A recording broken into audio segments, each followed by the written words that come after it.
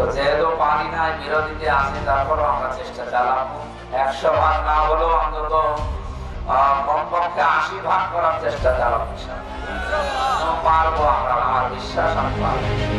উনিও আপনাদের কাছে অঙ্গীকার করেছিলেন, এমন জামাত ইসলামী অঙ্গীকার করেছে, সেটা হলো এই যে আমরা যদি পরবর্তীতে ক্ষমতায় যাই, একটি কথা বারবার উচ্চারিত হচ্ছে যে এই এলাকার ব্যবসা বাণিজ্যের প্রধান সমস্যা হচ্ছে চাঁদাবাজি। এটি যদি আপনারা সম্মিলিতভাবে এগিয়ে না আসেন, এরপরে যখন এমপি হয়েছেন কিছু ভালো কাজ করার জন্য চেষ্টা করেছেন, সেটাকে উল্টিয়ে দিয়েছেন কিছু মানুষ। তার এই ভালো পদক্ষেপগুলোকে যাতে কলঙ্কিত করা যায়, তার ভালো কাজগুলোকে যাতে নিন্দিত করা যায়।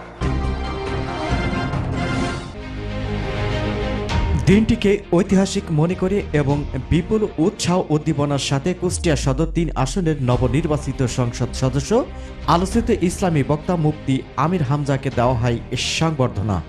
বর্তল ইউনিয়নের জামাতের 8 এবং 9 নম্বর ওয়ার্ড কর্তৃক আয়োজিত এই সংবর্ধনা মঙ্গলবার সকাল 10টায় চাউলের রাজধানী খ্যাত খাজানগর মাদ্রাসার প্রাঙ্গণে অনুষ্ঠিত হয়। কুষ্টিয়া সদর উপজেলা জামাতের নায়েবে আমির হাজী ইউনুস আলীর সভাপতিত্বে ও বর্তল ইউনিয়ন জামাতের সেক্রেটারি মাসুদ রানার সার্বিক পরিচালনায় সংবর্ধনা অনুষ্ঠানে প্রধান অতিথি হিসেবে বক্তব্য রাখেন নবনির্বাচিত সংসদ সদস্য মুফতি আমির হামজা। আসলে বাস্তবতা এটা যে কাজ এইভাবে করার দরকার ছিল। যদি আমরা সরকার গঠন করতে পারতাম, তবে এগুলো 100 ভাগ করতে পারতাম। তো যেহেতু পারি নাই, বিরোধীতে আছি, তারপরও আমরা চেষ্টা চালাবো। 100 ভাগ না হলেও অন্তত কমপক্ষে 80 ভাগ করার চেষ্টা চালাবো। পারবো আমরা, আমার বিশ্বাস আমি পারবো। এখানে আপনাদের এলাকার সর্বজন শ্রদ্ধাভাজন যারা ব্যবসায়ী মহল এবং বিভিন্ন পর্যায়ের দায়িত্বশীল কথা বললেন, আমাদের কাজ সংসদ সদস্য হিসাবে আইন তৈরি করা এবং আইনগুলো প্রণয়নের মাধ্যমে বাস্তবে রূপ দেওয়ার জন্য যে মেম্বার আছে, ইউনিয়ন চেয়ারম্যান আছে, উপজেলা ভাইস চেয়ারম্যান, উপজেলা চেয়ারম্যান, মহিলা ভাইস চেয়ারম্যান, এরপরে মেয়র আছে, পৌরসভা কেন্দ্রিক সিটি হলে সেখানে মেয়র আছে। এই কাজগুলো তারা বাস্তবায়ন করবে। যতগুলো মন্ত্রণালয় বাংলাদেশে এখন আছে, আপনারা জানেন পূর্ণ মন্ত্রী এখন 25 জন, প্রতিমন্ত্রী এখন 24 জন, আরো 11 জন বাকি আছে, 60 জন হওয়ার কথা।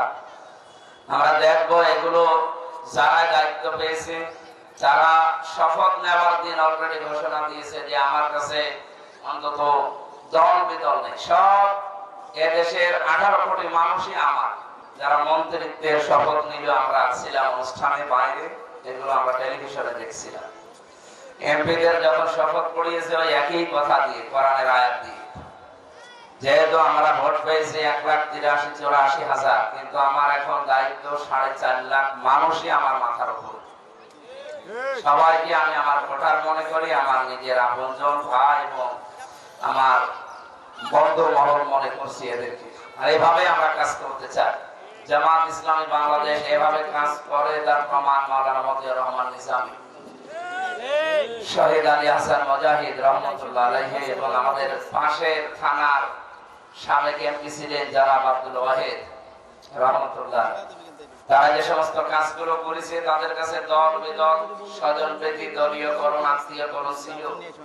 আমি তো তাদেরকে দেখি না, সরাসরি কিছু কর্মকাণ্ড করেছি এবং শুনেছি। তারা যেভাবে চলেছে আমরা ঠিক ওইভাবে চালানোর চেষ্টা করবো ইনশাআল্লাহ। অনুষ্ঠানে প্রধান আলোচক হিসেবে বক্তব্য রাখেন বাংলাদেশ জামাতে ইসলামের কেন্দ্রীয় কমিটির শুরা সদস্য ও যশোর কুষ্টিয়া অঞ্চল টিম সদস্য AKM আলী মহসিন। সমাজ ব্যবস্থা ইসলামিক আইন কানুন প্রতিষ্ঠা করবার জন্য এই জমি ইসলামী আন্দোলন করি। আর সেই কাজটুকুর জন্য আল্লাহ রাব্বুল আলামিন আমাদেরকে আদালতের আখিরাতে আমাদেরকে নিষ্কৃতি দেন, এই দোয়া করে বাকি 2-1টা কথা আপনাদের সামনে পেশ করতে চাই।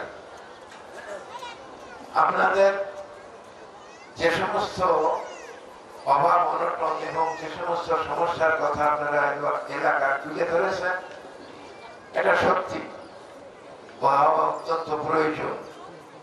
এতদিন হয়নি, আপনারা সেটা পাননি। আজকে আমাদের এমপি মহোদয়ের কাছে আপনারা এটাকে পেশ করছেন সমাধান করার জন্য। প্রিয় ভাইরা, উনিও আপনাদের কাছে অঙ্গীকার করেছিলেন, এমন জামাত ইসলামী অঙ্গীকার করেছে, সেটা হলো এই যে আমরা যদি পরবর্তীতে ক্ষমতায় যাই, আমরা সরকার গঠন করি, তাহলে এই সমস্ত সমস্যা সমাধান করবার জন্য আমরা করব ইনশাআল্লাহ, আল্লাহর উপর ভরসা রেখে বলি। বিশেষ অতিথি হিসেবে বক্তব্য রাখেন জামাতে ইসলামের কুষ্টিয়া জেলা শাখার সেক্রেটারি অধ্যাপক সোজাউদ্দিন জওয়াদ্দার, সহকারী সেক্রেটারি খায়রুল ইসলাম রবিন, জেলা শুরা ও কর্ম পরিষদের সদস্য অধ্যাপক ফরাদ হোসেন সহ এই স্থানীয় জামাতের নেতৃবৃন্দ। যে বিজয় আমরা ধরে এনেছি, যে আকাঙ্ক্ষা নিয়ে আপনারা এমপি নির্বাচিত করেছেন, সেই আকাঙ্ক্ষা নিয়ে নির্বাচিত করলেও সেই এমপিকে তার কাজকর্মের সহযোগিতা করার দায়িত্ব আপনাদের সবারই। কারণ এখানে একটি কথা বারবারই উচ্চারিত হচ্ছে যে এই এলাকার ব্যবসা বাণিজ্যের প্রধান সমস্যা হচ্ছে চাঁদাবাজি। এটি যদি আপনারা সম্মিলিতভাবে এগিয়ে না আসেন, এটি প্রতিরোধ করার জন্য যদি আপনারা সংগঠিত না হন, তাহলে এমপি মহোদয়ের পক্ষে একা সমস্যার সমাধান করা সম্ভব নয়। এমপি মহোদয় তিনি প্রশাসনিক সহযোগিতা করবেন, প্রশাসনের দিয়ে তিনি আপনাদের সাহায্য করবেন, কিন্তু এলাকাতে গণভিত তৈরি, সংগঠিত হওয়া, তাদেরকে বিরুদ্ধে প্রতিরোধ গড়ে তোলা, এগুলোর কাজ আপনাদেরকে করতে হবে। ইতিমধ্যে আপনারা তার নজিরও স্থাপন করেছেন, আমি বলতে চাই এই ধারাবাহিকতা আপনারা অব্যাহত রাখবেন। তার এই প্রতিশ্রুতি অনুযায়ী খাজানগরকে যে উন্নয়নের যে কথাগুলো বলেছেন, এর আগে এখানে আমাদের এখানে প্রোগ্রাম করে গিয়েছি, অনেকগুলো বিষয়ে কথা বলা হয়েছে। পরিপূর্ণভাবে ইনশাআল্লাহ সেগুলো পালন করার জন্য সর্বোচ্চ চেষ্টা করা হবে ইনশাআল্লাহ।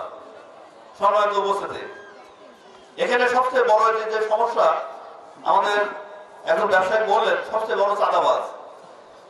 এই চাঁদাবাজের সমস্যা, এটা কিন্তু সবাই জানে কে চাঁদাবাজি করছে, কিন্তু প্রতিহত করার জন্য একজন ব্যক্তি দাঁড়াচ্ছে না সঙ্গে।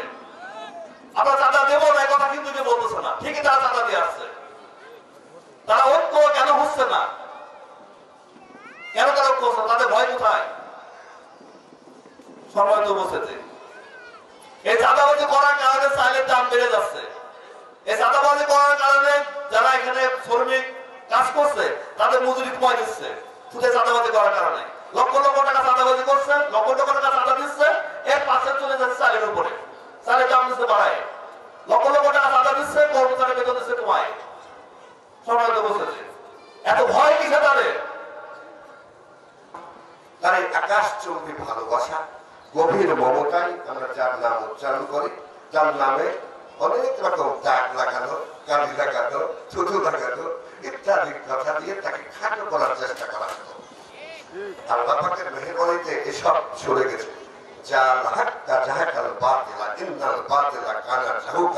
সত্য প্রকাশিত হলে মিথ্যা দূরীভূত হয়ে যায়।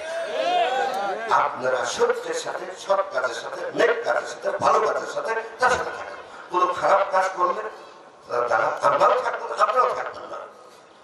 এরপরে যখন এমপি হয়েছেন, কিছু ভালো কাজ করার জন্য চেষ্টা করছেন, সেটাকে উল্টিয়ে দিচ্ছেন কিছু মানুষ। তার এই ভালো পদক্ষেপ গুলোকে যাতে কলঙ্কিত করা যায়, তার ভালো কাজগুলোকে যাতে নিন্দিত করা যায়, তার এই ভালো কাজগুলোকে যাতে মানে অকল্যাণমূলক প্রমাণ করা যায়, এর জন্য একটা দল, তাহলে অবশ্যই বাংলাদেশ জামাত ইসলামী এদেশে সরকার গঠন করতে পারত। কিন্তু দুঃখজনক হলো সত্য, এদেশের আপামর জনসাধারণ জানে যারা ক্ষমতায় আসছে তাদেরকে কিভাবে ইঞ্জিনিয়ারিং করে তাদেরকে রাষ্ট্র ক্ষমতায় নিয়ে আসা হয়েছে। এই জন্য আমি এই জন্য সম্মানিত ইসির কাছে আমরা এই ব্যাপারে, নির্বাচনের ব্যাপারে আমরা অবজেকশন জানাচ্ছি। ভাইরা আমার, আজকের এই সংবর্ধনা অনুষ্ঠানে আপনারা যারা এখানে উপস্থিত হয়েছে সকলকে আন্তরিকভাবে মোবারকবাদ জানাচ্ছি। আমরা চাই আমাদের সম্মানিত নবনির্বাচিত এমপি সাহেব, উনি কুষ্টিয়া সদর 3 আসনের এমপি, বর্তমানের এমপি না, তবে প্রতিটা জায়গায় উনি সফর করবেন, মানুষের প্রত্যাশা মানুষের চাহিদা উনি শুনবেন এবং যেগুলো করার মতো সেগুলো ওনার কাছে করার জন্য আমি আকুল আবেদন এবং দাবি করতেছি। ধানের আবাদ করতে পারে না, এই খালগুলি যদি পূর্ণ খনন করে সুন্দর একটা ব্যবস্থা করে যায় তাহলে আমাদের এই অঞ্চলে কৃষির বিপ্লব ঘটবে এবং সরকারি অনুদান ইউনিয়ন পর্যায়ে যেগুলো আছে সেগুলা সুষম বন্টন করতে হবে। প্রত্যেকটা মানুষের অধিকার নিশ্চিত করতে হবে, ন্যায় বিচার নিশ্চিত করতে হবে, ধনী দরিদ্রের সমান অধিকার নিশ্চিত করতে হবে এবং খাজানগরে যে পকেট রাস্তাগুলি আছে এই রাস্তাগুলির প্রতি একটু ভাই যদি আমাকে সহায়তা করে ইনশাল্লাহ আমি সব রাস্তাগুলি করে দেব। অলরেডি 2-3টা রাস্তা আইডি নাম্বার হয়ে গেছে। মোহাম্মদ রফিক, আর কে নিউজ 24।